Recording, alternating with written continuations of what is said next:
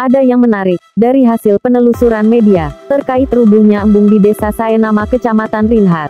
Ternyata, yang menyuplai material adalah suami penjabat kepala Desa Saenama sendiri. Sebelum dilanjutkan, silakan like, subscribe, komen, dan share jika Anda suka video ini. Serta menekan lonceng notifikasi, agar Anda tidak ketinggalan info-info menarik dari TV Kita Channel.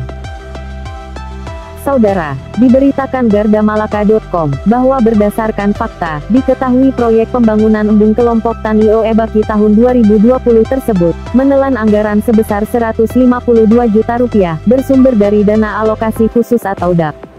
Apesnya, belum genap sebulan rampung, embung itu sudah rubuh lagi. Usut punya usut, ternyata yang menjadi supplier pada proyek tersebut adalah suami dari penjabat kepala Desa Saenama itu sendiri.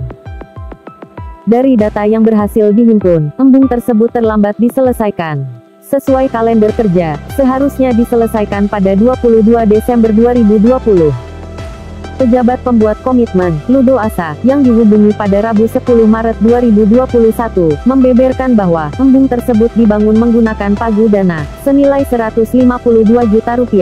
Pengerjaannya pun swakelola. Embung itu memang betul menggunakan anggaran tahun lalu, dengan pagu dana Rp152 juta.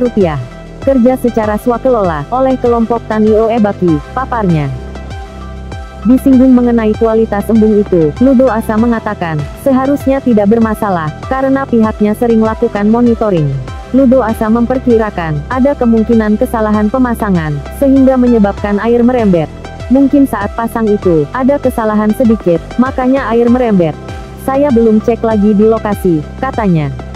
Namun, ia meminta fasilitator untuk mendatangi lokasi, guna memantau dan mengambil gambar seperlunya.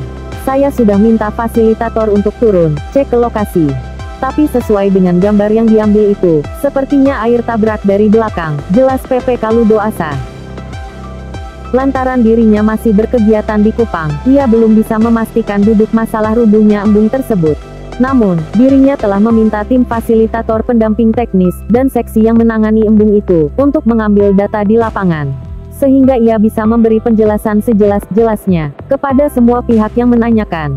Ludo Asa menambahkan, embung tersebut masih dalam pemeliharaan. Itu artinya, masih dalam tanggung jawab pengurus kelompok. Sekarang juga, embung masih dalam pemeliharaan, berarti masih tetap menjadi tanggung jawab pengurus kelompok. Kalau dicek sudah kering, maka kita akan perbaiki kembali, karena uang masih ada 5% di rekening, ungkapnya. Ditanya lebih lanjut, apakah kemungkinan embung rubuh karena faktor alam, dia mengatakan belum bisa memastikan.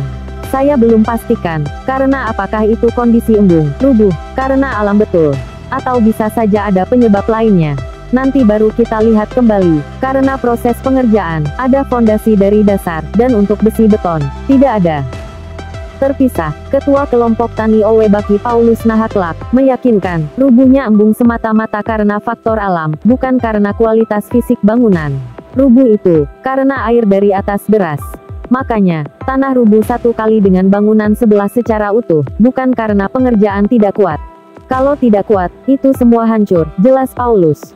Dia menegaskan, pihaknya sudah mengerjakan sesuai petunjuk pada gambar. Nahaklak mengatakan, karena air dari atas itu terlalu deras, dan karena saluran masuknya kecil, mengakibatkan embung itu rubuh. Ditambahkannya, proses pengerjaan embung adalah swakelola. Supplier dalam hal pengadaan material adalah suami dari penjabat kepala Desa Saenama, Vincentius Bisiklowes.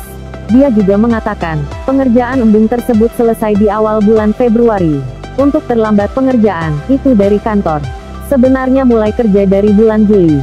Cuma karena urusan terlambat, akhirnya sampai Desember baru kerja, beber Nahaklak. Nahak pun membenarkan, terkait fondasi yang dibangun di dasar, namun tak berbesi beton.